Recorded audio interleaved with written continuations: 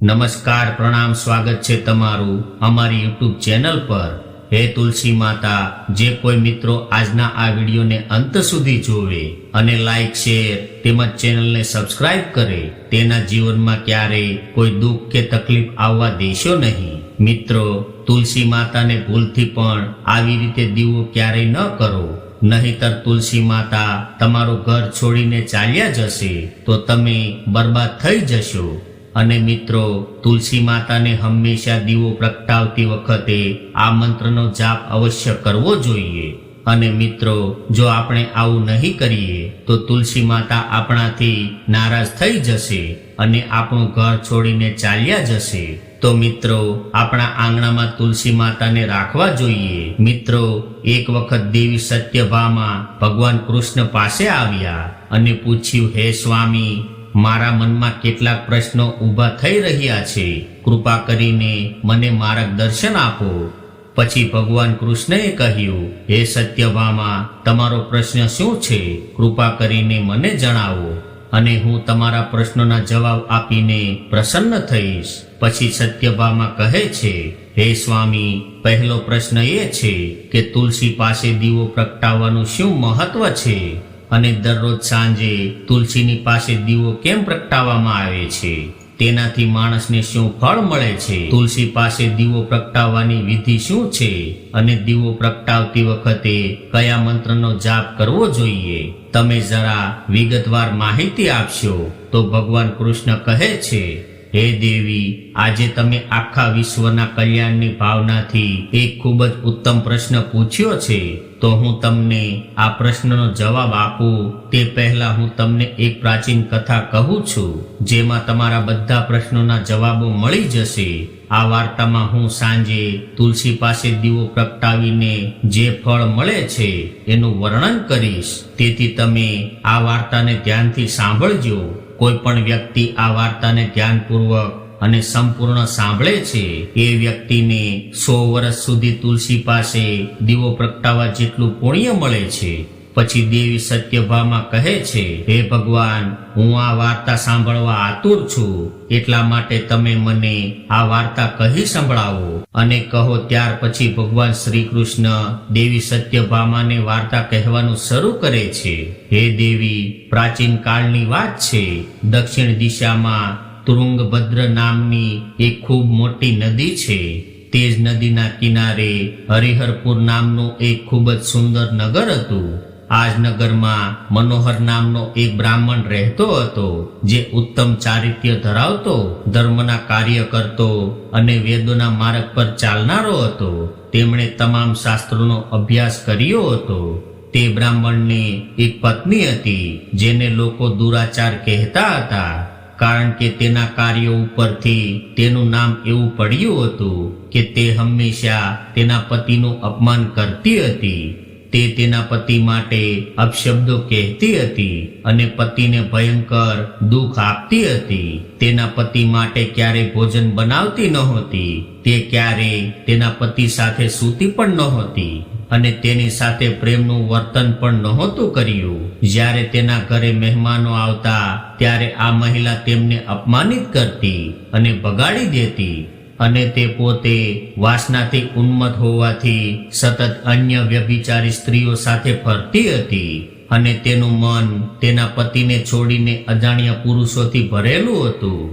તે ક્યારેય તેના પતિ સાથે પ્રેમથી વાત પણ કરતી નહોતી, પરંતુ અન્ય સુંદર પુરુષો સાથે બેસીને વાત કરતી હતી. અન્ય પુરુષોને આકર્ષિત કરવા માટે ગામમાં ફરવા જતી હતી. ક્યારેક તે જંગલમાં એક વૃક્ષ નીચે ઊભી રહેતી, સુંદર માણસોની શોધ કરતી હતી, દુષ્ટ માણસને લલચાવતી અને તેની સાથે ભોગ વિલાસ માણતી. પછી એક દિવસ તે સ્ત્રી જંગલમાં ગઈ અને એક ઝાડ નીચે ઊભી રહી. તેનું હૃદય વાસનાથી ભરેલું હતું. એક સુંદર માણસને શોધી રહી હતી, પરંતુ લાંબા સમય પછી પણ તે જગ્યાએ કોઈ આવ્યું નહીં. તેથી તે ખૂબ જ ઉદાસ થઈ ગઈ અને પોતાના પ્રેમીની શોધમાં આસપાસ જોવા લાગી. તે દિવસે તેની બધી મહેનત નકામી ગઈ હતી. તે ત્યાં ઊભી રહી અને દરેક પ્રકારની વાતો કરીને રડવા લાગી. હાય, આજે આ રસ્તેથી કોઈ સુંદર માણસ આવ્યો નથી. હવે હું શાંતિથી કેવી રીતે જીવી શકું? આજની રાત કેવી રીતે રહીશ? તે જોર જોરથી રડવા લાગી. તે જંગલમાં એક ભયંકર વાઘ રહેતો હતો અને જ્યારે તેણે પાપી સ્ત્રીનો અવાજ સાંભળ્યો ત્યારે તે જાગી ગયો અને તેને ખાવા માટે પાસે આવ્યો. જ્યારે મહિલાએ વાઘને જોયો ત્યારે તેના પરસેવો છૂટી ગયો અને ડરથી ધ્રુજવા લાગી. અને આ સ્ત્રી કંઈક કરે એટલામાં જ વાઘે તેને પોતાના પંજાથી ઘાયલ કરી દીધી અને તે સ્ત્રી જમીન પર પડી ગઈ. જ્યારે તે જમીન પર પડી ત્યારે તે મહિલાએ બૂમો પાડી અને કહેવા લાગી કે અરે વાઘ, તું અહીં કેમ આવ્યો છો? તું મને કેમ મારી રહ્યો છો? તું મને છોડી દે. મને ખાવાથી તને શું મળશે? આ સ્ત્રીની વાત સાંભળીને ભયંકર વાઘ એક ક્ષણ માટે થોભી ગયો અને હસવા લાગ્યો. હે દુષ્ટ, આજે વિધાતાએ તને મારો શિકાર બનાવ્યો છે. તારા જેવી પાપી સ્ત્રીઓને ખાવાનું મારું કામ છે. ત્યારે જ હું આ શરીરથી મુક્ત થઈશ. સ્ત્રીએ કહ્યું, તમે કોણ છો? મને સાચું કહો. તમે શા માટે વાઘ બન્યા છો અને તમે મારા જેવી સ્ત્રીઓને કેમ ખાવા માંગો છો?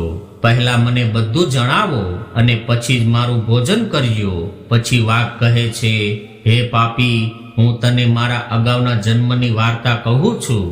મારે શા માટે વાઘ બનવું પડ્યું? પ્રાચીન સમયમાં દક્ષિણમાં એક નદી હતી. તે નદીના કિનારે એક નગર હતું. તે નગરમાં હું રહેતો હતો. હું એક બ્રાહ્મણનો પુત્ર હતો અને યજ્ઞ વગેરે કરતો હતો. નદી કિનારે બેસીને મેં તે જન્મમાં ઘણા પાપીઓ માટે બલિદાન કર્યા હતા. મેં તે પાપીઓના ઘરોમાં ભોજન પણ કર્યું હતું. મેં ધનની લાલચમાં ઘણા પાપીઓ માટે કામ કર્યું હતું. મેં એવી અનેક વસ્તુઓનું દાન સ્વીકાર્યું જે બ્રાહ્મણે ક્યારેય લેવું ન જોઈએ. મેં ઘણા લોકો પાસેથી ધન લીધું હતું પરંતુ ક્યારેય પરત કર્યું નહીં. મેં આ રીતે પાપ કર્યા પછી ઘણા વર્ષો વીતી ગયા અને હું વૃદ્ધ થઈ ગયો. મારા વાળ સફેદ થઈ ગયા, મારી આંખો સુકાઈ ગઈ, મારા બધા દાંત પડી ગયા. પણ તેમ છતાં મેં દાન લેવાની આદત છોડી નહીં અને હું પાપ કરતો રહ્યો. પછી એક દિવસ હું ધનની લાલચમાં નદીના કિનારે ગયો અને અન્ય ચાલાક બ્રાહ્મણો સાથે મળીને અમે અનેક લોકોને છેતર્યા. ખોટા મંત્રોનો ઉચ્ચાર કરીને અમે ધાર્મિક વિધિઓ કર્યા વિના દેવી દેવતાઓની પૂજા કરી અને દાનમાં ઘણું બધું ધન લીધું. પછી એવું બન્યું કે તે જ જગ્યાએ એક બીમાર કૂતરો મને પગે કરડી ગયો. હું બેભાન થઈ ગયો. તે જ ક્ષણે મેં મારો જીવ ગુમાવ્યો. પછી તે સ્થળે યમના બે દૂતો મને દેખાયા અને મને યમપુરી લઈ ગયા, જ્યાં યમરાજે ચિત્રગુપ્તને મારા કાર્યોનો હિસાબ લેવા કહ્યું. પછી ચિત્રગુપ્ત બોલવા લાગ્યો, હે ધર્મરાજ, આ બ્રાહ્મણે ગંભીર પાપો કર્યા છે. તેણે બીજાને જૂઠું બોલીને પૈસા લૂંટ્યા છે. તેમણે વિધિથી પૂજા ન કરીને ખોટા મંત્રો કહીને ભગવાનનું અપમાન કર્યું છે. એટલા માટે આ પાપી બ્રાહ્મણને માત્ર નરકમાં જ જવાનો અધિકાર છે. પછી યમરાજાએ તેના સંદેશવાહકોને સંદેશ આપ્યો અને મને નરકની આગમાં મૂકી દીધો. ઘણા વર્ષો સુધી નરકની સજા ભોગવ્યા પછી મને વાઘનું જીવન મળ્યું અને હું આ દુર્ગમ જંગલમાં રહેવા લાગ્યો. હું મારા અગાઉના જન્મના પાપોને યાદ કરીને ક્યારેય મહાત્માઓ, સાધુઓ, પુરુષો અને સતી સ્ત્રીઓને ખાતો નથી. હું માત્ર પાપી, અનૈતિક અને વિકૃત સ્ત્રીઓને જ ખાઉં છું, જેથી હું પાપમાંથી મુક્ત થઈ શકું. આ રીતે વાઘે તેના અગાઉના જન્મની ઘટના સંભળાવી અને સ્ત્રીને કહ્યું, હે પાપી, તારા આવા વર્તનથી તું પાપી લાગે છે. તારા પતિને છોડીને તું જંગલમાં અન્ય પુરુષો સાથે આનંદ માણવા આવે છે. તેથી આજે તું ચોક્કસ મારું ભોજન બનીશ. આમ કહીને વાઘે પાપી સ્ત્રીને તેના તીક્ષ્ણ નખથી ટુકડાઓમાં કાપી નાખી અને તેને ખાઈ ગયો. પછી તે સ્થળે યમના બે દૂતો દેખાયા અને પાપી સ્ત્રીને યમપુરી લઈ ગયા, જ્યાં તેને યમરાજની સામે ઊભી કરવામાં આવી હતી. પછી ચિત્રગુપ્તે તે સ્ત્રીનો હિસાબ લઈને યમરાજને કહ્યું, હે ધર્મરાજા, આ સ્ત્રી પાપી છે.